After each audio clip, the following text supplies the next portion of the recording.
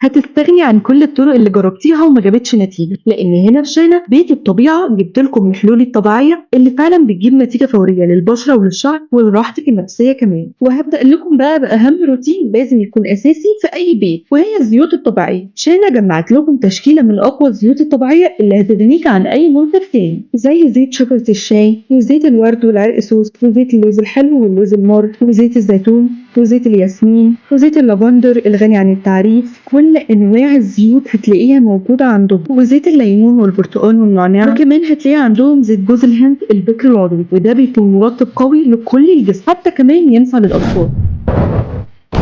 وبكده بقى اخدكم على قسم العنايه بالبشره والماسكات. اول حاجه ماسك اللؤلؤ البودر بيحفز الكولاجين وبيقلل الحبوب، وماسك الفحم النشط اللي بيساعد على تقليل التجاعيد وتبييض الاسنان، وماسك المسك الابيض اللي بيعالج البشره وبيرطب وبيقلل من رائحه العرق. وعندهم كمان ماسك الحنه البيضاء لتفتيح الكوع والركب والمناطق الحساسه بشكل طبيعي وآمن. وطبعا كل بشره ليها صابونه وكل مشكله ليها حل عند شانا. هتلاقي عندهم صابونه البحر الميت لتنقية البشره وتقشيرها، وصابونه اللافندر للتهدئه وترطيب، وصابونه القهوه لتنشيط الجلد وتقليل السيلوليت، وصابونه الليمون لتفتيح فوري وتنقية المسام. كمان برضو هتلاقي عندهم الصابون الحلبي تركيبات بزيت الليمون والريحان وحبة البركة. وطبعا هتلاقي عندهم متوفر زبدة الشيا لأي بنت بتدور عليه، سواء الصفرة بقى أو البيضة. ندخل على الجليسرين بأنواع، جليسرين طبي وجليسرين بالقرنفل وجليسرين بالعود وجل الصبار بالألوفيرا مهدئ للبشرة مثالي بقى بعد الشمس أو إزالة الشعر. وسر النعومة والنضارة بتاعت أي بشرة هي الماء المقطر. وعندهم أنواع كتير منه زي ورد الجوري والليمون العشبي والروزماري العشبي والبابونج والبان الدكر العشبي. ولأن اللمسة الأخيرة هي اللي بتكمل كل حاجة، شانا قدمت لكم مخمريات طبيعية بريحة فخمة وثبات يدوم طول اليوم، فاختاري زي اللي يعبر عنك وسيب الأثر من أول لحظة.